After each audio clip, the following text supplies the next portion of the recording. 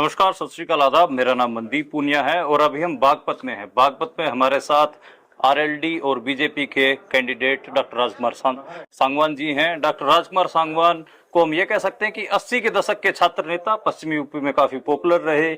उसके बाद उनका युवा लोकदल में आना हुआ। उसके बाद एक लंबा पीरियड लोकदल में रहे। हिस्ट्री से पीएचडी हैं। इसके अलावा रिटायर होने के बाद अब पहला चुनाव लड़ रहे हैं। आप कहेंगे कि स्टूडेंट पॉलिटिक्स से लेकर अब तक इतना लंबा गैप और टिकट अब मिला। बीच में कई बार इनका टिकट के लिए नाम चला, टिकट नहीं मिल पाई, लेकिन ये जो लोकदल पार्टी है उसको छोड़कर नहीं गए। इन्होंने कहा कि जीऊंगा भी लोकदल में और मरूंगा भी लोकदल में। ये कह सकते हैं कि अपनी पीढ़ी के आखिरी समाजवादी नेताओं में से एक हो सकते हैं, क्योंकि समाजवादी धड़े के नाम बहुत सारे चल रहे होंगे, लेकिन उस जीवन को जीना, बिल्कुल एक सादा जीवन ये जीते हैं। कोई फैंसी गाड़ियां या फिर फैंसी किस्म का इनका जीवन नहीं रहा, बिल्कुल सादा जीवन। जैसे 80 के दशक में, 70 के दशक में, 60 के दशक में जो समाजवादी नेता जो जीवन जीते थे वैसा ही जीवन जीते हैं। डॉक्टर राजकुमार जी, गठबंधन हुआ है बीजेपी के साथ, बागपत पे कैसा रिस्पॉन्स मिल रहा है? बागपत में अब की बार राष्ट्रीय लोकदल, जो लोकदल का गढ़ माना जाता है, इसको बचा पाएगी? देखिए, ये जो बागपत जो लोकसभा क्षेत्र है, ये स्वर्गीय सरदार चौधरी चरण सिंह कर्म भूमि है। ये तपोस्थली है। ये ऐसी पावन भूमि है, यहाँ पर तमाम किसानों, मजदूरों, गरीबों, मजदूरों सभी लोग इकट्ठा हैं और चौधरी चरण सिंह जी को मानने वाले लोग हैं, उनकी विचारधारा को मानने वाले लोग हैं। मैं जब से गठबंधन का मुझे प्रत्याशी बना के मेरी घोषणा हुई है और मैं चुनाव के लिए लोकसभा क्षेत्र में आया हूँ, इतना प्यार मुझे मिल रहा है, इतना प्यार मुझे मिल रहा है। मैं हर गाँव में, मतलब काफी जोश है, नौजवान में, बुजुर्गों में, महिलाओं में, पुरुषों में, सभी में जोश है और मुझे भरपूर प्यार मिल रहा है। मुझे तो ऐसा लग रहा है कि लोग 26 तारीख के इंतजार में हैं कि मतदान का दिन आ जाए और हम ईवीएम मशीन को पूरा भर दें, गठबंधन के लिए भर दें। तो ये इलाका किसान आंदोलन का इलाका भी था। 2020-21 में इतना बड़ा किसान आंदोलन हुआ और उसमें जयंत चौधरी तो किसानों के साथ थे, लेकिन अब बीजेपी के साथ आ गए हैं और कहीं ना कहीं वो जिस किस्म से उनका क्रिटिसिज्म भी हुआ है इस सारे मामले को लेकर, उसको कैसे देखते हैं? क्या किसान वर्ग आपसे नाराज नहीं होगा? आपका बीजेपी के साथ अलायंस हुआ। देखिए, मुद्दे जो भी हैं, मुद्दे चाहे किसी भी प्रकार के हों, चाहे किसान के हों, नौजवान के हों, हाँ, चाहे व्यापारी को, मुद्दे सरकार तय करती है, सरकारी उसका समाधान खोजते, सरकारी समाधान करती है। और आज हम एनडीए के साथ हैं, भारतीय जनता पार्टी के साथ गठबंधन है, सरकार बनेगी, नरेंद्र मोदी जी प्रधानमंत्री बनेंगे, जयंत चौधरी जी वहां हैं, सारी किसान की तकलीफ को, सारी बातों को समझते हैं और सरकार भी उनका समाधान चाहती है, सरकार भी करना चाहती है। जयंत चौधरी साथ रहेंगे तो उनका समाधान बहुत आसान है और जल्दी होगा। हो भी रहा, सरकार कर भी रही है, किसानों के लिए काफी काम कर रही है। जो कुछ बचे हैं इस कार्यकाल में, तीसरे कार्यकाल में, वो भी उनके पूरे होंगे। तो ऐसा कुछ नहीं, किसानों को तो अब ज्यादा भरोसा है, ज्यादा उम्मीद है और ज्यादा इस समय उनके अंदर उत्साह है कि जो उनके मुद्दे थे, जो उनकी समस्याएं थी, जो उनकी मांग है, वो बहुत तेजी से, बहुत आसान तरीके से अब सरकार के साथ जैन जी खड़े रहेंगे तो उनका समाधान होगा, वो पूरी होगा। अच्छा, आप गांव-गांव जा रहे हैं, बागपत की कॉन्स्टिट्यूंसी को घूम रहे हैं, सब आपको लोग भी आपकी सभाओं में आ रहे हैं, सारा कुछ मामला ठीक है, लेकिन आपको मुद्दे क्या नजर आ रहे हैं? आप अगर सांसद चुनकर जाते हैं तो आप बागपत के लिए क्या, आपके ऐसे मुद्दे रहेंगे? 2 मुद्दे आप बताना चाहें जिनके लिए आप बहुत ऐसे दिल से काम करना चाहेंगे अगर आपको मौका मिला तो। देखिए, मुद्दे तो काफी हैं यहाँ पर। चिकित्सा का बहुत बड़ा मुद्दा है और एजुकेशन का, है ना, हेल्थ और एजुकेशन दोनों मुद्दे। आज बागपत जनपद के लिए ऐसा अगर गंभीर रूप से कोई बीमार है तो उसको इलाज के लिए या तो मेरठ या दिल्ली उसको दौड़ना पड़ता है। और ऐसे ही है एजुकेशन का, क्योंकि ये हमारा रूरल बेस्ड है पूरा। यहाँ पे बड़ौत में एक डिग्री कॉलेज है बहुत पुराना, जो एग्रीकल्चर का है। उसके अलावा बाकी अभी कुछ नहीं है। तो ये 2 एक मुद्दे हैं, लेकिन सरकार इस पे खुद भी ध्यान दे रही है। और बाकी अब चुनाव है, चुनाव के साथ साथ मैं सारा संकलन कर रहा हूँ, जो मेन क्या समस्याएं हैं, क्या मुद्दे हैं, क्या परेशानियां हैं। नौजवान से मिल रहा हूँ, किसान से मिल रहा हूँ, गरीबों से, मजदूरों से, क्योंकि आज यहाँ पर कोई बड़ी इंडस्ट्री वगैरह भी नहीं है हमारे बागपत में। तो बहुत सारी चीजें हैं, ख्याल दिमाग में, सब चीजें इकट्ठा कर रहा हूँ। चुनाव के नतीजे आने के बाद में सरकार बनेगी तो मुझे भरोसा है, मैं माननीय नरेंद्र मोदी जी, क्योंकि वो खुद विकास पुरुष हैं और देश को विकास की ऊंचाइयों पर ले जाना चाहते हैं, उनका खुद मंतव्य, उनका खुद मन है कि हर हिस्से में विकास हो। तो बागपत है, हो सकता है कि मैं जब उनका अनुरोध करूंगा, निवेदन करूंगा, उनके साथ बैठूंगा तो उसका समाधान हो। अच्छा राजकुमार जी, आप एक, हम कह सकते हैं कि एक कमिटेड समाजवादी नेता रहे, लोकदलीय नेता रहे और लगातार ऐसे मौके आए लोग चर्चाएं भी चली कि आप लोक दल छोड़ देंगे क्योंकि टिकट कटा और फाइनली टिकट मिला है।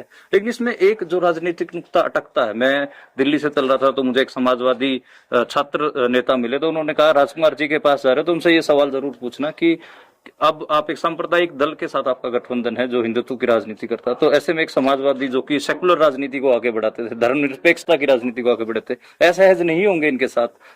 ये कौन कहता सांप्रदायिक दल है? मतलब ये तो भारतीय जनता पार्टी भी हुकूमत है, इनकी सरकार है, सबका साथ सबका विकास, और जितनी गरीब कल्याण की योजना है उसका लाभ सबको मिल रहा है। जाति का लिंग का भेद नहीं है, सभी को लाभ मिल रहा है। तो ये तो कुछ लोगों की चलाई हुई बातें हैं जो पार्टियों के खिलाफ चलाई जाती हैं, झूठी बातें चलाई जाती हैं। और मेरा मानना तो ये है कि ये तो सबके लिए काम करते हैं, सबके कल्याण के लिए काम करते हैं, और यही सोचकर हम भी इस विचारधारा के साथ लगे हैं कि सबका काम होगा। और जहां तक सवाल है, क्योंकि मैं धर्मनिरपेक्षता का, आपके धर्मनिरपेक्षता के ऊपर अगर लोग सवाल करें फिर उसका क्या जवाब रहेगा? नहीं, सवाल का हमने तो सभी का साथ दिया, सभी के साथ खड़े रहे।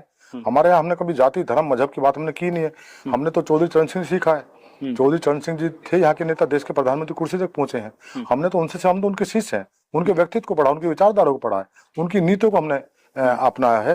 वो कभी जाति धर्म मजहब की बात ही नहीं करते थे। तो यहाँ तो भाईचारे का सवाल है, और भाईचारा है, भाईचारा बनना। चौधरी अजीत सिंह जी ने भाईचारा बनाने का काम किया, और जो भी मनमुटाव थे सारे दूर करे। और अब भी समय ऐसा है, हम सब इकट्ठे हैं। यहाँ कोई बात ऐसी नहीं है कि कहीं कोई बटाव हो, लोगों में द्वेष हो, ऐसी कोई भावना नहीं है। और ना सरकार का ये मंतव्य रहता। इस समय योगी जी की सरकार है, प्रदेश में अच्छी चल रही है, वो सबके लिए काम कर रहे हैं। उन्होंने सिर्फ अपराधियों के खिलाफ काम किया, तो उस अपराधी तो कोई भी हो, किसी जाति धर्म का हो, जो अपराधी है, जो समाज को नुकसान पहुंचाएगा, उसके खिलाफ कार्रवाई होती है।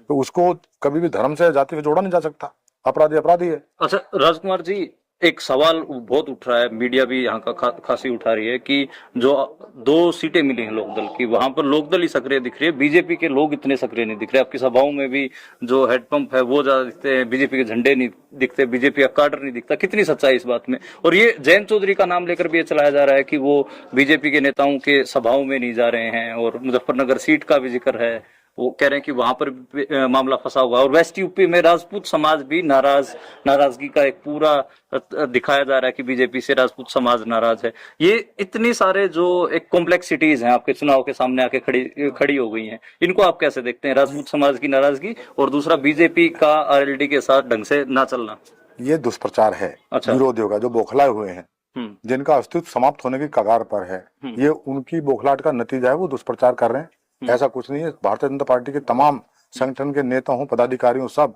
अभी मुख्यमंत्री जी ने बागपत में मेरे लिए मीटिंग की है। मुख्यमंत्री 19 तारीख को आ रहे हैं, मोदीनगर में मेरे लिए मीटिंग करने आ रहे हैं, बिजनौर जा रहे हैं, मुजफ्फरनगर जा रहे हैं, सभी जगह जा रहे हैं। बिजनौर में उन्होंने कई मीटिंग की है, हम मवाने में करने जा रहे हैं। भारतीय अब मंत्री KP मलिक साहब मंत्री हैं प्रदेश सरकार में, वो आज मेरे सारे कार्यक्रमों में मेरे साथ घूम रहे हैं। साहब सिंह जी पूर्व मंत्री हैं, मेरे कार्यक्रम सारे सभी में साथ घूम रहे हैं। भारतीय जनता पार्टी के पूर्व जिलाध्यक्ष हैं, और उससे पहले जिलाध्यक्ष हैं, राष्ट्रीय कार्यकारिणी के सदस्य हैं, वो सब मेरे आज कार्यक्रम में हैं। चुनाव की सारी तैयारियां वो कर रहे हैं, सारे चुनाव में सब साथ हैं। राष्ट्रीय लोकदल के हों चाहे भारतीय जनता पार्टी में, सभी पदाधिकारी साथ हैं। ऐसा कुछ है नहीं। यहाँ चुनाव नरेंद्र मोदी जी को तीसरी बार प्रधानमंत्री बनाने का है। इसमें कुछ नहीं है। किसान के लिए, मजदूर के लिए, आम आदमी के लिए, गरीब के लिए जो सरकार ने कल्याण की योजनाएं चलाई हैं, जो उसका लाभ मिला है, उनको और मजबूत करने का ये चुनाव है। यहाँ कोई ऐसा नहीं निश्चय कार्यकर्ताओं में कोई भेदभाव हो, मनमुटाव हो, ऐसा कुछ है नहीं। सब साथ हैं और मजबूती चुनाव हो रहा, और जोश है काफी वोटर्स में, जोश है। इसके नतीजे 26 तारीख को मतदान है, पता चल जाएगा।